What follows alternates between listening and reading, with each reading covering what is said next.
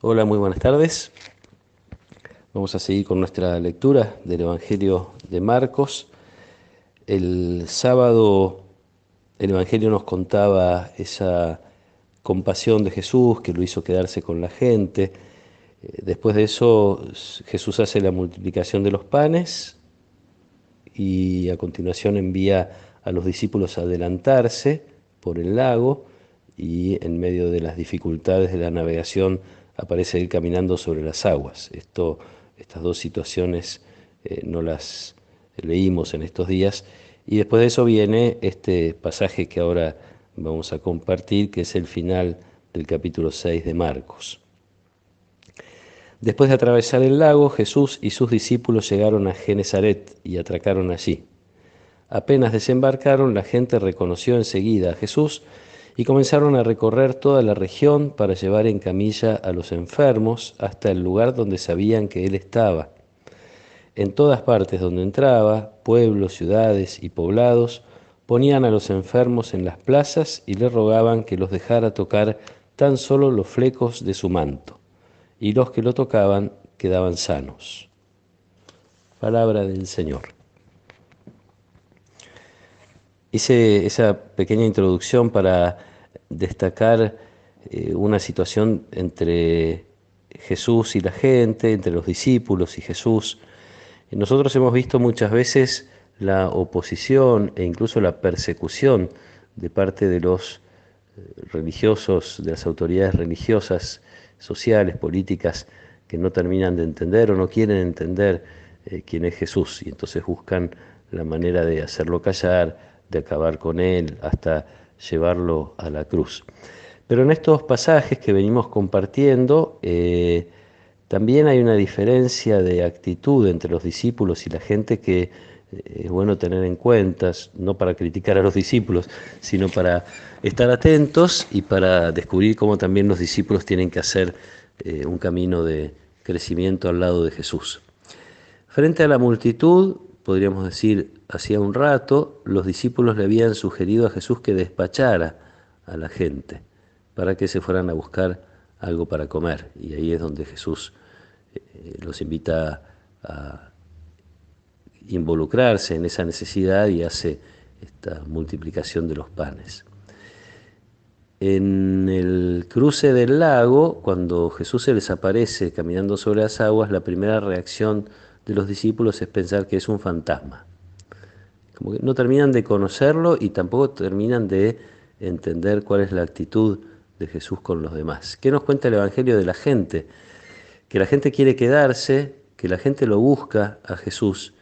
Y sobre todo en esta oportunidad, la gente recorre muchas distancias para llevarle a Jesús a los enfermos. Entonces, mientras los discípulos le recomiendan que eche a la gente o que la despache para que se vaya, la gente, le traen a sus enfermos para hacerlos curar. Se hacen cargo de la situación de la gente, cosa que los discípulos habían intentado evitar en el caso de el alimento en ese lugar desértico. No solo la gente busca a sus enfermos para llevarlos, dice el Evangelio que los llevan con sus camillas, habría que tratar de imaginar las dificultades de trasladar a un enfermo en ese lugar, en esa tierra irregular, pedregosa, bueno, desértica, tantas cosas, con tantas dificultades trasladar a los enfermos. Con una particularidad extra, que es que tocar a un enfermo podía hacer que las personas, según la legislación, quedaran impuras, es decir, no podían acercarse después al culto. A la gente eso parece que no le importa y a Jesús tampoco, porque Jesús toca a los enfermos, se les acerca, etc. Entonces hay una